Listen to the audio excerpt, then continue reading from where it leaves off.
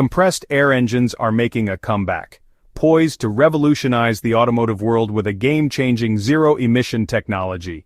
Picture this, a new engine design that could outshine both traditional internal combustion engines and electric vehicles in terms of fuel economy and eco-friendliness. Despite their modern reappearance, compressed air engines aren't entirely new. They trace their roots back to the 19th century during the Second Industrial Revolution.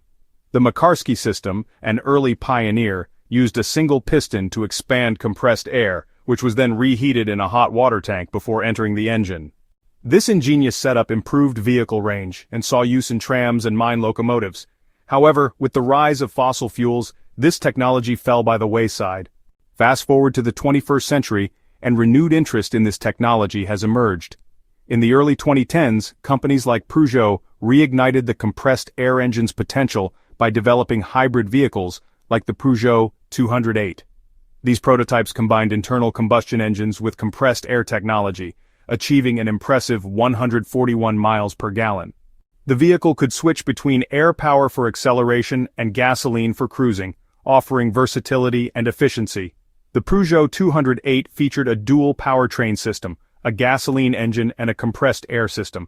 The latter included a tank below the boot, a low-pressure chamber near the rear axle, and a hydraulic system in the engine bay. This setup allowed for quick recharging of compressed air, whether through braking or using the engine. Although these vehicles were experimental, they showcased the potential of compressed air engines and drew attention from other manufacturers like GM. Today's compressed air engines have evolved significantly. Unlike the Makarsky system's single-stage design, modern engines are piston-driven and operate at much higher RPMs. Springs now handle piston movement, and traditional water heaters have been replaced with more consistent air heaters. This leap forward marks a promising new chapter for compressed air technology. You might wonder how the initial cylinder movement is performed, since there would be virtually no energy before the engine starts running. That's simple. These engines are connected to a small electric motor that turns them on and performs a similar function to what a starter and alternator do in a regular car. This is more or less how the modern compressed air engine operates. While compressed air technology might seem promising and, kind of tempting, these engines are not without their problems. One of the first and probably the biggest problems you'll encounter is efficiency. Even today, these engines remain extremely inefficient in every way possible. A modern vehicle outfitted with a contemporary compressed air engine would only be good for 80 miles of range at best, which is, honestly, completely unacceptable. This makes regular city commutes seem like a challenge, let alone driving on longer trips. Since these compressed air vehicles will be running on air alone, and not as hybrid air versions of regular cars, refilling the tank by braking will take much more than 10 seconds, making this practice quite impractical. While you could argue that due to the abundance of air refilling won't be a problem, the truth is that it will be. So, you will have to meticulously plan your trips to ensure you have enough fuel from refill to refill, which honestly is not very pleasant. Furthermore, because pressurized air has a low energy density, you really shouldn't expect the vehicles that utilize this technology to be very potent, especially when you compare them to electric vehicles or turbocharged gasoline or turbo diesel engines. Additionally, due to the lighter components that they heavily rely on, these engines will also have virtually non-existent torque, making them, well, not very utility-friendly.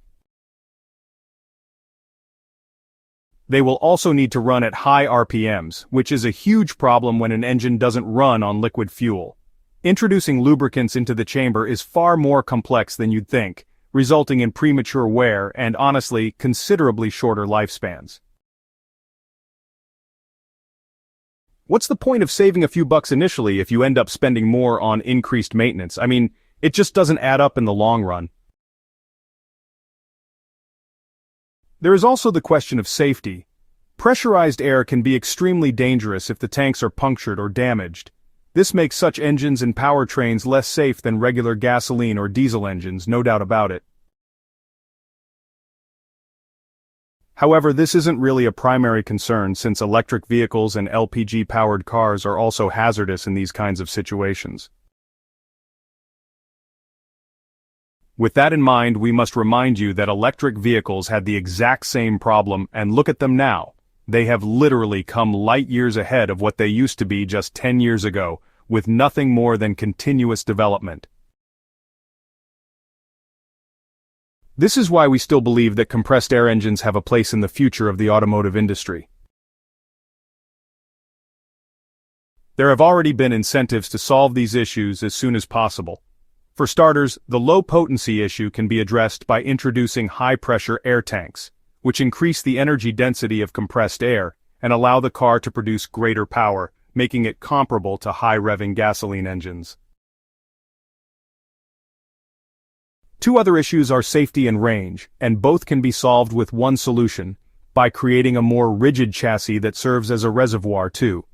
Using materials such as carbon would be ideal, as it would allow the car to remain light, which improves range while also being more structurally rigid than steel or aluminum. Unfortunately, carbon is extremely expensive for regular cars, which is why manufacturers might have to opt for thermoplastics, a solid and, honestly, much cheaper alternative. What seems to, really solidify the bright future of compressed air engines is the fact that numerous small and large companies have delved into creating them over the past 2 decades. For example, an Australian company called Engineer made rotary engines powered by compressed air. This engine, known as the DiPietro motor, has been featured in various documentaries and, honestly, has already seen some limited use with boats and burden carriers. It can also be used in cars. Apart from this, Armando Ragucci patented his own version of the engine back in 1990, and his prototype car managed to cover 60 miles on a single tank. Ironically, this car was practically assembled in a shed, which makes us wonder, just how good these engines will be once they are widely adopted. So with that in mind, will we see the widespread adoption of compressed air engines? The widespread adoption of compressed air engines is an iffy topic to say the least. On the one hand, we could see the adoption of such engines as soon as the next couple of years, if they continue to develop as they are now. We could honestly see these engines getting limited automotive use by 2030. Plus, companies all over the world are already searching for alternatives to regular fuel sources and lithium-ion batteries, as they are extremely harmful to the environment. Toyota's hydrogen fuel cell vehicles have been an interesting option. While they weren't as successful as Toyota expected them to be, they remain a notable engineering venture. By that logic, using air as your propellant would be even more beneficial, as it literally doesn't need to be stored, nor does it cost virtually anything, making it one of the best engines one could ask for. Furthermore, the rising interest in revolutionary zero-emission engines exists because whoever manages to bring a power plant to market that is incredibly revolutionary will be able to set a foothold in the automotive world. By establishing this foothold, the company could dominate over others, automatically acquiring the crown for themselves. Imagine, just for a second, the public reaction if we finally got a zero-emissions engine that cost literal pennies to run. Everyone would want it. Well, not exactly everyone. The truth is that oil, and now lithium, costs quite a lot of money, which brings in significant revenue for many companies and corporations. So, as a result, switching to a completely renewable and incredibly easy to acquire and produce fuel source like air would be, pretty problematic for them, since they would lose the substantial money revenue they're making now. It's really no coincidence that oil is often called black gold, and, well, countless conflicts have been waged over it throughout history. Despite the fact that big companies like Stellantis and GM seem open to re-exploring the compressed air engine, honestly, only theoretical discussions and talks have come out of it so far. And if that's not enough proof of external interference in the automotive world, just take a look at the sodium battery. This type of battery pretty much solves every issue that lithium-ion batteries have, especially when it comes to ecology and price. Yet, you'll almost never hear about them or see much development, mainly because they're just not profitable for the big battery corporations. Thankfully, there are still some companies out there fighting against these huge oil companies. Toyota, for example, has made countless attempts at creating hydrogen and ammonia-powered engines, which really shows their strong commitment to making the world a better place. In fact, Toyota's brand new engine has basically turned the entire automotive industry upside down. It offers zero emissions while staying very conventional and practical, not to mention it's cheap to run.